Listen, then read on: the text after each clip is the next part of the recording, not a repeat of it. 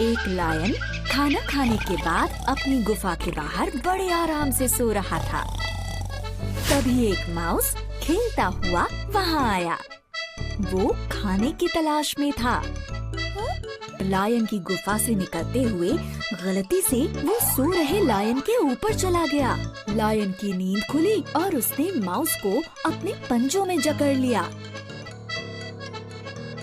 तुम्हारी हिम्मत कैसे हुई? तुमने जंगल के राजा को उठाया। देखकर नहीं चल सकते क्या तुम? लायन जोर से घुर्राया। माउस दंग रह गया और डर के मारे कांपने लगा। कुछ देर तक तो वो कुछ बोल ही नहीं पाया। मैं तुम्हें छोड़ूंगा नहीं, मैं तुम्हें खा जाऊंगा। तुमने मुझे बहुत गुस्सा दिलाया है। लायन फिर से चिल्लाया। माउस कांपते हुए गिड़गिड़ाया। प्लीज मुझे माफ कर दीजिए और मुझे छोड़ दीजिए। मैं प्रॉमिस करता हूँ कि मैं एक दिन आपके काम जरूर आऊंगा। मुझे छोड़ दीजिए।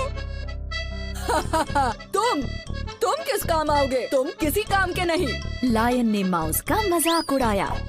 माउस ने फिर से कहा, प्लीज मुझे एक चांस दीजिए। मैं प्रॉमिस करता हूँ कि मैं आपकी हेल्प जरूर करूँगा किसी दिन। मुझे जाने दीजिए। लायन को उस कांपते हुए माउस पर दया आ गई।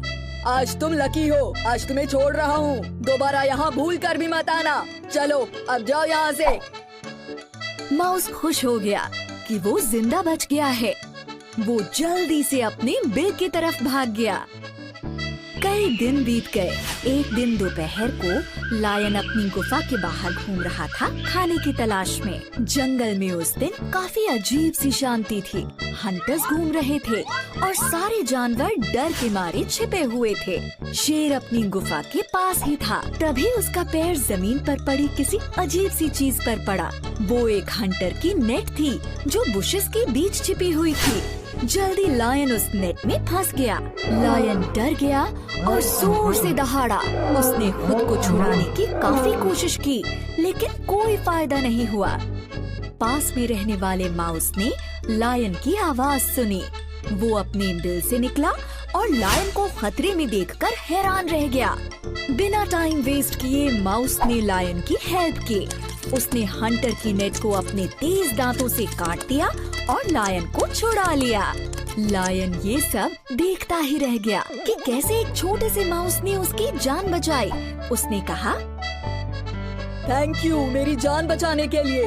माउस ने कहा, क्या आपको याद है आपने उस दिन मुझे छोड़ दिया था?